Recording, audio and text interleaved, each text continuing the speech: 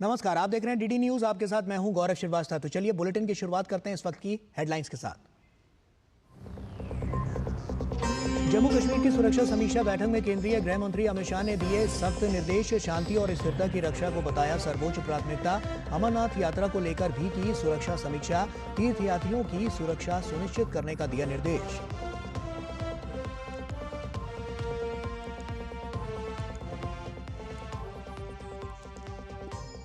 बंगाल में चुनाव उपरांत हिंसा से उपजे हालात का जायजा लेने पहुंची भाजपा की फैक्ट फाइंडिंग टीम। भाजपा कार्यकर्ताओं पर अत्याचार की घटनाओं के जुटाए जाएंगे तथ्य। कोलकाता भाजपा कार्यालय के बाहर संदिग्ध वस्तु मिलने से हड़कंप।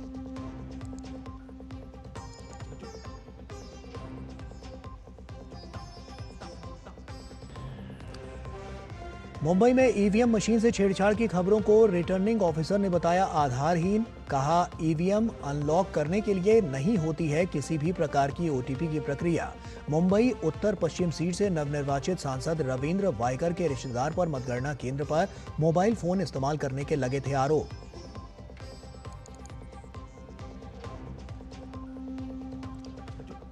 ईवीएम पर कांग्रेस और उसके गठबंधन सहयोगियों के सवालों पर भाजपा का पलटवार। रविशंकर प्रसाद ने कहा रायबरेली में हुई जीत पर राहुल को नहीं हो रहा है विश्वास। दी नसीहत बैलेट की लूटपाट बंद कराने वाली ईवीएम की ईमानदारी पर करें भरोसा।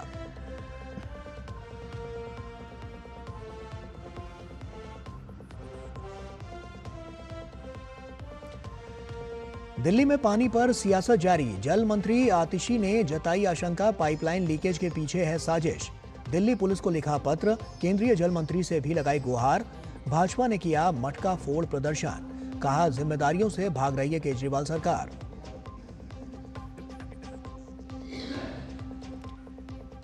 नीट परीक्षा की अव्यवस्था और लीक की खबरों पर केंद्रीय शिक्षा मंत्री ने अभ्यर्थियों और अभिभावकों को दिया भरोसा। कहा सरकार मामले पर है गंभीर। गुनहगारों के खिलाफ होगी सख्त कार्रवाई। एनटीए में बताई सुधार की गुंजाइश।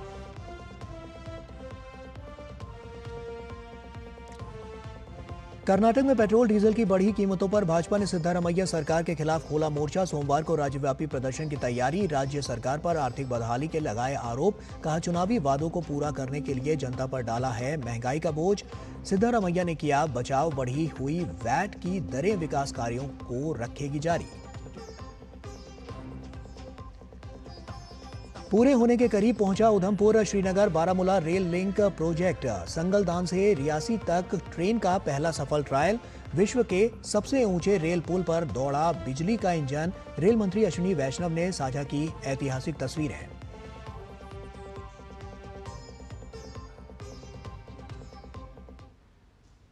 और आइए अब खबरों की शुरुआत करते हैं।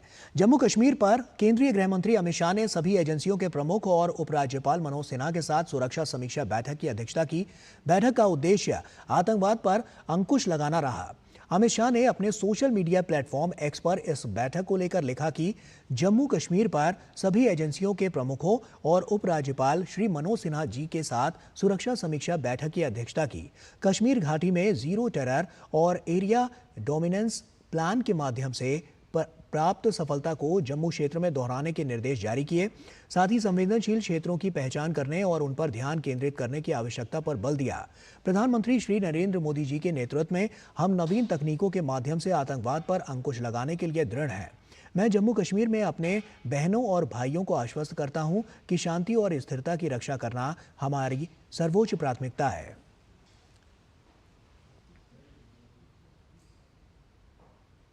और देश में 18वीं लोकसभा चुनावों के नतीजे 4 जून को घोषित हुए। कांग्रेस और इंडी गठबंधन के खाते में अच्छी सीटें आईं। उस वक्त विपक्ष ने ईवीएम को लेकर कोई सवाल नहीं उठाया, लेकिन एक मामला मुंबई उत्तर पश्चिम लोकसभा सीट का है, जहां शिवसेना शिंदे गुट के नवनिर्वाचित सांसद रविंद्र वायकर के चुनावी नतीजों को लेकर विपक्षी दलों ने ईवीएम को कटघरे में खड़ा करने की कोशिश की। दरअसल मामला 4 जून का ही है। जब मतगणना हो रही थी तब रविंद्र वायकर के रिश्तेदार मंगेश पंडिलकर पर मोबाइल का इस्तेमाल केंद्र के अंदर किए जाने की खबरें हैं। उन पर तथाकथित रूप से आरोप लगे हैं कि उन्होंने मोबाइल फोन का इस्तेमाल ईवीएम मशीन को अनलॉक करने वाले ओटीपी जनरेट करने के लिए किया था। वनराई पुलिस ने मंगेश पंडेलकर और चुनाव आयोग के मतदान कर्मी दिनेश गुरव पर मामला दर्ज कर CTPC 41A के तहत नोटिस भेजा और मोबाइल को फॉरेंसिक लैब भेजा है। इस पूरे मामले पर मुंबई सब अर्बन क्षेत्र की रिटर्निंग ऑफिसर ने जानकारी दी है कि OTP और EVM से जुड़ी सभी खबरें आधारहीन हैं। EVM को अनलॉक करने के लिए किसी भी प्रकार के OTP की प्रक्रिया ही नहीं है। EVM पूरी तरह से सुरक्षित है। के लिए कोई अनलॉकिंग के लिए OTP नहीं आता है। EVM ये एक स्टैंड अलोन डिवाइस है, उसमें कोई वायर्ड और वायरलेस कम्युनिकेशन का कोई प्रोविजन है ही नहीं। सो जो न्यूज़ है वो गलत न्यूज़ है और किसी भी आधारहीन न्यूज़ है without any verification. In fact, other day some reporter from Midday, I think the same one who has, I tried explaining him that it is no way related, कि मोबाइल से कुछ नहीं होता है। इट्स जो counting procedure होता है वो रिजल्ट सेक्शन में प्रेस जो बटन होता है रिजल्ट बटन वो प्रेस करने के बाद ही डिस्प्ले होता है और वो पोल डे को जब EVM सील होता है तब पोलिंग एजेंट्स भी होते हैं काफी, और काउंटिंग के दिन भी जब रिजल्ट सेक्शन प्रेस होता है काउंटिंग एजेंट्स होते हैं। सो इलेक्शन कमीशन के अपनी एक प्रोसीजर है, सेट सिस्टम ऑफ प्रोसीजर है, प्रोटोकॉल्स है, वो पूरी तरह से फॉलो करके ही ये काउंटिंग हुआ है। दरअसल मुंबई उत्तर पश्चिम लोकसभा सीट से रविंद्र वायकर ने शिवसेना, उद्धव ठाकरे गुट और महाविकास आघाड़ी के उम्मीदवार अमोल कीर्तिकर को महज 48 वोट से हराया था और इस सीट पर पहले कीर्तिकर को 1 वोट से विजयी घोषित किया गया था, लेकिन रीकाउंटिंग करने पर वायकर 48 वोट से जीत गए।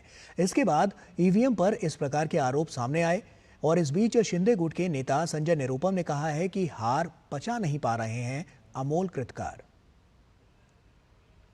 उत्तर पश्चिम मुंबई लोकसभा क्षेत्र के जो हारे हुए उम्मीदवार हैं श्री कीर्तिकर जी, वो 4 जून के बाद से ही अपनी हार पचा नहीं पा रहे हैं और लगातार वो जीते हुए उम्मीदवार रविंद्र वायकर के खिलाफ दुष्प्रचार में लगे हुए हैं। पुलिस केस भी हुआ है और इसकी छानबीन भी हो रही है।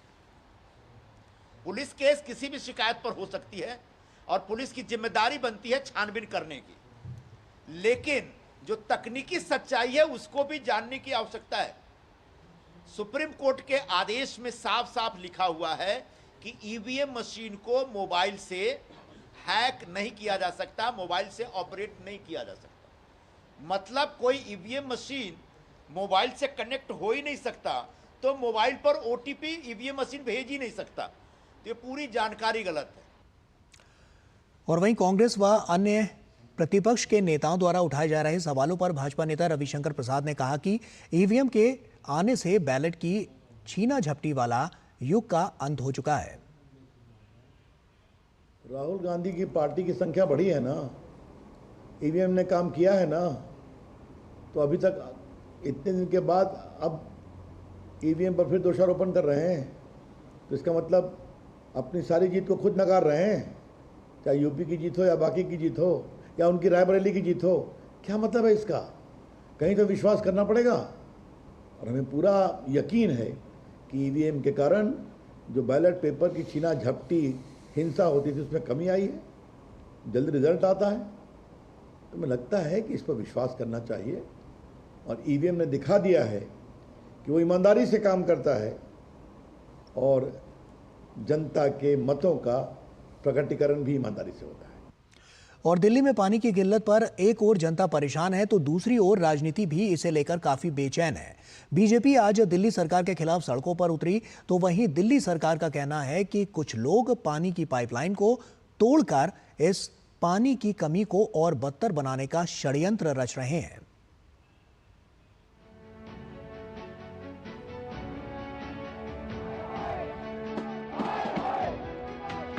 खाली मटके दिल्ली की जनता नहीं चाहती है, दिल्ली की जनता इनमें पानी चाहती है। जल बोर्ड में पिछले 10 साल में ऑडिट ही नहीं हुआ है। 70,000 करोड़ के घाटे पे जल बोर्ड है, इसके लिए भी आती सी बता देना के। दिल्ली में तापमान 42 डिग्री के पार है। सूरज मानो आग बरसा रहा है, सड़कें तप रही हैं, ऊंची इमारतें गर्मी बढ़ा रही हैं। लेकिन दिल्ली का दुर्भाग्य ये है कि लोगों को पानी की कमी का आमना सामना करना पड़ रहा है। ओखला, गोविंदपुरी, रंगपुरी पहाड़ी, गीता कॉलोनी, विवेकानंद कैंप से रोज तस्वीरें आती हैं। पानी के टैंकर पर लोगों के झुंड अपने हिस्से का पानी लेने के लिए टूट पड़ते हैं। ये तस्वीरें सच्चाई से ज्यादा संकट बयां कर रही हैं। ये बता रही हैं कि इंतजाम बौने पड़ गए हैं। पानी की आपूर्ति और मांग के बीच गड़बड़ झाले का संसार मौजूद है। पानी मिलता भी नहीं है पीने का, तो सब डब्बे ले लेकर नहीं चलते हैं ऐसे। सप्लाई वाला पानी आता है ना, तो वो मिक्स होकर आता है, गंदा पानी आता है। दिल्ली प्रदेश की सत्ता और नगर निगम दोनों की डोर आम आदमी पार्टी के हाथ में है, लेकिन केजरीवाल और उनकी टीम चंद बहाने बनाती है। इन बहानों की आड़ में अपनी जिम्मेदारी से बच जाने की चाहत रखती है। ये कभी दलील देते हैं कि यमुना में पानी कम है, हरियाणा जिम्मेदार है, कभी हिमाचल पर दोष मढ़ने की नाकाम कोशिश करते हैं। ये कट्टर आम आदमी पार्टी है। लोग जानते हैं जिम्मेदारियों से बचना इन्हें बखूबी आता है। जो पानी की पाइपलाइन सोनिया विहार से आती है, पूरे साउथ दिल्ली को पानी प्रोवाइड करती है। कल उस पानी की पाइपलाइन में लीकेज हुई। उस लीकेज और काफी सीवियर लीकेज हुई। आप ये देख सकते हैं कि बहुत बड़ी लीकेज वहां पे हो रही थी। जब हमारी पेट्रोलिंग टीम को ये पता चला तो रिपेयर के लिए टीम भेजी गई। वहां ये पाया गया कि बहुत बड़े बड़े बोल्ट, 12 इंच के बोल्ट, 4-4, 5-5 सेंटीमीटर लंबे बोल्ट को काट कर वहां पर छेद किया गया था पाइपलाइन में। तो ऐसा लग रहा है कि कुछ षड्यंत्र हो रहा है। और मैंने इसी संदर्भ में आज पुलिस कमिश्नर को लेटर भी लिखी है। मेरी पुलिस कमिश्नर से बात भी हुई है कि जो हमारी मेन पानी की डिस्ट्रीब्यूशन लाइंस हैं, उन पानी की पाइपलाइंस को पुलिस द्वारा सिक्योरिटी दी जाए। ये आम आदमी पार्टी की नेताओं का षड्यंत्र है। उन्होंने तोड़े हैं, इसलिए तोड़े हैं ताकि उसमें से टैंकर माफिया को फ्री में पानी मिल सके और बाद में वो हजारों रुपए में टैंकर बेच सके। पानी की सियासत पर भाजपा केजरीवाल सरकार को बख्शने के मूड में नहीं है। पानी के लिए जूझती जनता के सवालों पर सड़कों पर संघर्ष कर रही है। भाजपा की दिल्ली इकाई ने सड़कों पर मटका फोड़ प्रदर्शन कर दिल्ली प्रदेश की सरकार से पानी का इंतजाम करने की गुहार लगाई। केजरीवाल सरकार की नीयत ही नहीं है काम करने की। इन्होंने एक दशक के शासन में 600 करोड़ रुपए के मुनाफे वाले दिल्ली जल बोर्ड को 73,000 करोड़ रुपए के घाटे में लाकर खड़ा कर दिया है। इनकी नीयत ही नहीं है काम करने की। मार्च में ही आईएमडी ने बोल दिया था कि भीषण गर्मी होने वाली है दिल्ली में, लेकिन इन्होंने कुछ नहीं करा। इन्होंने दिल्ली जल बोर्ड के इंफ्रास्ट्रक्चर में कोई रिपेयर नहीं करी, उसको कोई इम्प्रूवमेंट नहीं करी। आज 40% से ज्यादा पानी दिल्ली का वेस्ट हो जाता है। भाजपा के सांसद और दिल्ली भाजपा के नेता पानी की जर्जर पाइपलाइनों को भी इस कमी का जिम्मेदार ठहराते हैं। उनका आरोप है कि लाखों गैलन पानी रोज लीक हो जाता है, लेकिन इसे रोकने की ईमानदार कोशिश बीते 10 साल में केजरीवाल सरकार ने नहीं की। दिल्ली की जनता के साथ इतना बड़ा अत्याचार। आज आतिशी जी बताएं, श्वेत पत्र लाएं कि 10 साल में कौन कौन सा पाइप बदला गया है दिल्ली का। ये सब कामचोर लोग हैं। ये लोग, इनको काम, न तो काम करने की नीयत है और न तो नीति है। इनकी नीति सिर्फ और सिर्फ खजाने को लूटने की है, कैसे चोरी कर सकते हैं, इसकी नीति है। दिल्ली के अधिकांश क्षेत्रों में पाइपलाइन से पानी सप्लाई की जाती है, लेकिन बीते दिनों में इसमें लगातार कमी देखी गई है। वाटर ट्रीटमेंट प्लांट में पानी की किल्लत दर्ज की जा रही है। दिल्ली की प्रदेश सरकार हरियाणा को इसका जिम्मेदार बता रही है, जबकि साल 1994 में हरियाणा, उत्तर प्रदेश, राजस्थान, हिमाचल प्रदेश और दिल्ली के बीच यमुना के जल बंटवारे को लेकर समझौता हुआ था। इसके मुताबिक दिल्ली को मार्च से जून तक 0.076 बिलियन क्यूबिक मीटर पानी मिलना तय हुआ था और वार्षिक आवंटन 0.724 BCM है, जबकि यह लगभग 435 MGT के बराबर है। इस समझौते में 2025 में संशोधन किया जाना है। फिलहाल दिल्ली के लोगों को पानी की किल्लत से रोज दो चार होना पड़ रहा है। अमरेंद्र गुप्ता के साथ bureau report, DD news. MBBS में एडमिशन पाने के लिए नीट यूजी की परीक्षा देने वाले लाखों अभ्यर्थियों और उनके अभिभावकों को केंद्रीय शिक्षा मंत्री धर्मेंद्र प्रधान ने पूरी तरह से आश्वस्त किया है कि किसी भी प्रकार की गड़बड़ी को लेकर सरकार संवेदनशील है। दोषी पाए गए बड़े से बड़े अफसर पर भी कार्रवाई होगी। वहीं उन्होंने ये भी संकेत दिया कि एनटीए जो की परीक्षा आयोजित करवाती है उसमें भी सुधार की गुंजाइश है। नीट एग्जामिनेशन में कुछ विसंगतियां कुछ जगह की स्पेसिफिक जगह की ध्यान में आई है। सरकार उसकी सुधार की काम पे लगी है। जहां जहां इस प्रकार की गड़बड़ियों की सूचना पुख्ता जानकारी के साथ अभी मिल रहा है उस पर स्पेसिफिक कार्रवाई भी कोर्ट की संज्ञान में रखते हुए सुप्रीम कोर्ट ने सारा विषय को एक नज़र रखी है। कोर्ट की निगरानी में सारा विषय को किया जा रहा है। नीट जैसे महत्वपूर्ण परीक्षा 100% पारदर्शी हो, ये हम उसके लिए कमिटेड है, सरकार उसके लिए प्रतिबद्ध है। उसमें जो भी गड़बड़ी में दोषी पाए जाएंगे वो एनटीए भी हो तो भी उसको बख्शा नहीं जाएगा। उस पर कड़ी से कड़ी कार्रवाई की जाएगी, शीघ्र ही की जाएगी। मैं स्टूडेंट्स को आश्वस्त करना चाहता हूं। और इस वक्त ये एक अहम खबर सामने आई है। आपको बता दें कि पश्चिम बंगाल में कोलकाता स्थित प्रदेश भाजपा कार्यालय के सामने संदिग्ध वस्तु मिलने से हड़कंप मच गया। ये भाजपा का वही कार्यालय है जहां चुनाव बाद हिंसा से प्रभावित काफी संख्या में लोगों ने शरण ले रखी है। प्रसन्नजीत बख्शी हमारे सहयोगी हमारे साथ जुड़ रहे हैं। प्रसन्नजीत, क्या कुछ जानकारी अभी तक मिल पाई है? ताज़ा अपडेट क्या है? ये संदिग्ध वस्तु कहां से आई या अभी तक जो छानबीन हुई है या जो जांच हुई है उसमें क्या पाया गया है? देखिए गौरव, ये अचानक इस जगह की जो रास्ता की उस पार है वहां पे महेश्वरी भवन बोल के एक धर्मशाला है जहां पे कई सारे पीड़ित जो वहां पे शरण लेके बीजेपी की निगरानी में वहां पे है और उसके रास्ता की इस पार बीजेपी की स्टेट ऑफिस है। इन दोनों के बीच जो बुलेवार्ड है उस बुलेवार्ड में इस संदिग्ध वस्तु जिसको हम बम कह सकते हैं, बम ही है, ये मिलने के कारण और खास तौर से जो बीजेपी का सेंट्रल टीम जो ये जायजा लेने के लिए पहुंचे हैं उन लोगों को जब पता चला कि उन लोग एयरपोर्ट में उतरे हैं, थोड़ी देर में इसी माहेश्वरी भवन में पहले आके उस पीड़ित से मुलाकात करेंगे, पीड़ित लोगों से, उसके आधा घंटा पहले इस बम मिलने के कारण पूरे ये जो रास्ता है ये कोलकाता की एक नस कहला जाता है, ये सेंट्रल एवेन्यू, इसमें पूरा हड़कंप मच गया है और पूरी जगह को कोलकाता पुलिस की तरफ से कॉर्डन किया गया है। इस संदिग्ध बम को फिर किसी तरह से इसको हटाया गया वहां से बम स्क्वाड की मदद से। बाद में ये जो विप्लव देव, रविशंकर प्रसाद और बाकी जो टीम के मेंबर ये आके जो महेश्वरी सदन है वहां पे पीड़ित से मिले हैं, लेकिन इस तरह से इन लोगों की आने की पहले और 250 मीटर दूरी पे स्टेट बीजेपी ऑफिस है, इसके सामने इस तरह से बम मिलना ये काफी चिंताजनक बात है। इसके ऊपर कोलकाता पुलिस की तरफ से कार्रवाई शुरू किया गया। गौरव, प्रसन्नजीत, क्या आसपास के सीसीटीवी कैमरे को वो भी खंगाला गया है कि पता चल पाए कि आखिर ये संदिग्ध वस्तु यहाँ पर किसने रखी या कैसे आई?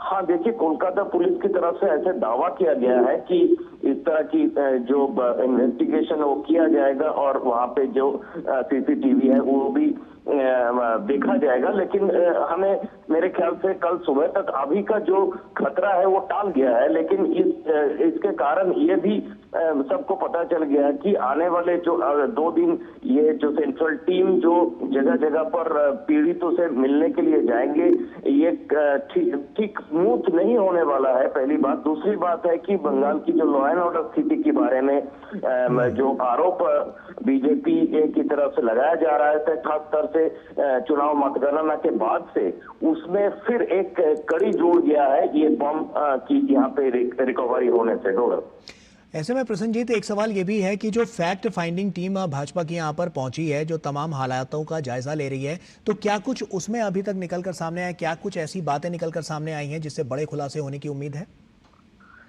देखिए, ये जो टीम आज एयरपोर्ट से उतर के एकदम सीधा ये जो मैंने महेश्वरी सदन की बात कहा वहां पे पहुंच गए। वहां पे कई सारे मतलब सैकड़ों बीजेपी की कार्यकर्ता, समर्थक और नेता ये अपना घर बार छोड़ के और गांव से, ये कोलकाता के लोग नहीं है, गांव से आके यहाँ पे अपना जान माल बचाने की कोशिश में लगे हुए हैं। और उनसे मिलकर जो विप्लव थे और रविशंकर प्रसाद दोनों ही बताया कि ये काफी शर्मनाक स्थिति है बंगाल की कानून व्यवस्था के हिसाब से। और 2021 में भी इस तरह की स्थिति पैदा हुआ था और उस वक्त भी जो सरकार है ममता बनर्जी की वो डिनायल मूड में थी और अभी भी डिनायल मूड में है। ये मानने के लिए तैयार नहीं है कि पूरे बंगाल में करीब 5 से 6 हजार इस तरह की जो बीजेपी समर्थक नेता है अपना घर छोड़ के अलग अलग जगह पे शरण लिया है। और सिर्फ बीजेपी का नहीं है, इसमें वाम मोर्चे के समर्थक भी है और कांग्रेस के समर्थक भी है जो अपना घर गांव छोड़ के अलग अलग जगह पे किसी तरह से जान बचाने की कोशिश में लगे हुए हैं। गौरव, ठीक, चलिए शुक्रिया प्रसन्नजीत, लेकिन आप नजर बनाकर रखिए इस संदिग्ध वस्तु पर भी और साफ तौर पर आगे जो अपडेट आएगी वो हम आपसे लेते रहेंगे। बहुत बहुत शुक्रिया तमाम जानकारी हमसे साझा करने के लिए। और उधमपुर श्रीनगर बारामूला रेल लिंक का निर्माण कार्य लगभग पूरा होने वाला है और अब इस मार्ग पर सुरंग संख्या 1 का थोड़ा सा निर्माण कार्य ही बाकी बचा है। रेल मंत्री अश्विनी वैष्णव ने सोशल मीडिया प्लेटफॉर्म एक्स पर इस बात की जानकारी दी। उन्होंने लिखा कि संगलदान से रियासी तक पहली ट्रायल ट्रेन सफलतापूर्वक चलाई गई है और इस ट्रायल ट्रेन ने चिनाब ब्रिज को भी पार किया है और यह ब्रिज दुनिया का सबसे ऊंचा रेल पुल है।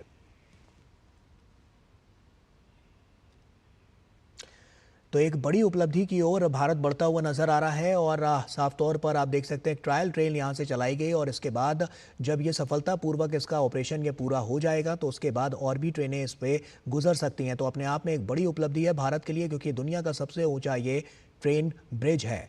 और साफ तौर पर जैसा कि आप तस्वीरों के जरिए देख सकते हैं अश्विनी वैष्णव जो कि रेल मंत्री हैं उन्होंने इस तस्वीर को भी साझा किया है।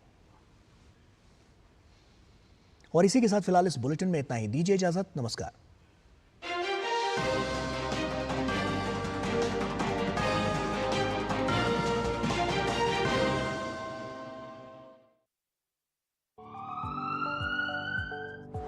स्वास्थ्य से जुड़ी महत्वपूर्ण बात, देश के प्रख्यात विशेषज्ञों के साथ व्यस्त जीवन में रखें अपने स्वास्थ्य का ध्यान। सेहत के लिए जरूरी है पोषण, साथ ही रोजाना करें व्यायाम। कैसे हो रोग के लक्षणों की पहचान, बीमारियों की कैसे करें रोकथाम। यदि आप हैं किसी रोग से परेशान, फोन और ईमेल के